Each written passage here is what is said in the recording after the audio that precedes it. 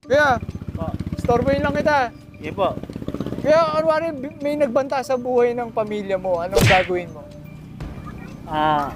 Para sa akin, Oo. i-report ko po sa pulis. Police.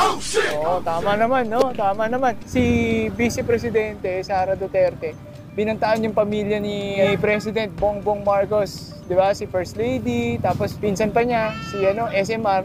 Tingin mo, tama ba yung ganong gawain? Hindi po. Eh kung ikaw yung yung pamilya mo yung binantaan, anong mararamdaman mo? Para sa akin, masakit po yun kasi pinantaan ng pamilya mo, papatayin na. Para sa akin, masakit po yun. Kasi meron kasing impeachment, 'di ba? Nabalitaan mo 'yon? Po.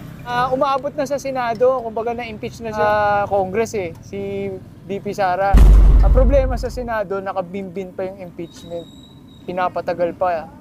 Kahit sabi sa konstitusyon, mabilisan, pero pinapatagal. Ano masasabi mo sa Senado, kuya? Dapat, bilisan nila na para malalaman nila kung sinong na may mga kasalanan.